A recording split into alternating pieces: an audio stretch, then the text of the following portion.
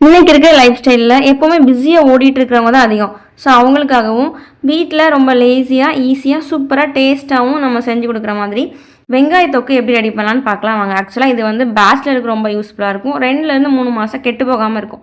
இது எப்படி பண்ணலாம் அப்படின்னா, ஒரு பேனில் 1லேருந்து 1.5 ஸ்பூன் மல்லி எடுத்துக்கோங்க.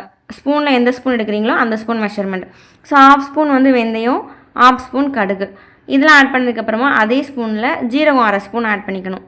அதுக்கப்புறமா 8லேருந்து 9 மிளகா, வரமிளகா நான் எடுத்திருக்கேன். உங்களுக்கு காரம் இன்னும் அதிகமாக வேணும்னா நீங்கள் எக்ஸ்ட்ரா ஆட் பண்ணிக்கலாம். இதெல்லாம் எடுத்ததுக்கப்புறம் நல்லா கருகாமல் கிண்டி விட்டுட்டு ஒரு மிக்ஸி ஜாரில் மாற்றிட்டு அதை கிரைண்ட் பண்ணி வச்சுக்கணும்.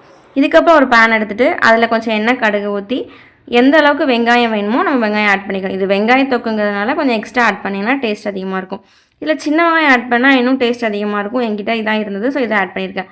ஸோ இதை 2லேருந்து 3 நிமிஷத்துக்கு கைப்படாமல் கிண்டி விட்டணும். இந்த பக்கம் வந்ததுக்கப்புறம் ஒரு மிக்ஸி ஜாரில் மாற்றி இதை பைன் பேஸ்ட்டாக அரைச்சிக்கணும்.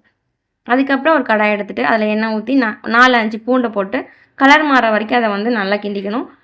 வெங்காயம் அரைச்சி வச்ச பேஸ்ட்டை வந்துட்டு அதில் ஊற்றிட்டு உப்பு பார்த்து நல்லா கிண்டி விட்டுக்கணும். அது நல்லா கிண்டினதுக்கப்புறமா நம்ம அரைச்சி வச்சோம்ல மசாலா, அந்த அதையும் உள்ளே வந்துட்டு ஆட் பண்ண வேண்டியதான். 2 to 3 ஸ்பூன் வந்து உள்ளே நீங்கள் ஆட் பண்ணிக்கலாம். இதை நல்லா கிண்டி விட்டுட்டு மூடி போட்டு மூடிடணும். ஒரு 3லேருந்து 4 நிமிஷத்துக்கு அப்புறமா ஓப்பன் பண்ணி பார்த்தீங்க அப்படின்னா சூப்பராக எண்ணெய் பிரிஞ்சு ரொம்ப அழகாக டேஸ்ட்டான வெங்காய தொக்கு ரெடி ஆயிருங்க. இது ஆக்சுவலாக இட்லி, தோசை, சப்பாத்தி எதுக்குனாலும் யூஸ் பண்ணிக்கலாம். ரொம்ப யூஸ்ஃபுல்லாக இருக்கும். அதே சட்டியில் கொஞ்சம் சாதத்தை போட்டு அப்படியே கிண்டி லைட்டாக நெய் ஊற்றி சாப்பிடும்போது சூப்பராக இருக்கும். ட்ரை பண்ணி பார்த்துட்டு சொல்லுங்கள்.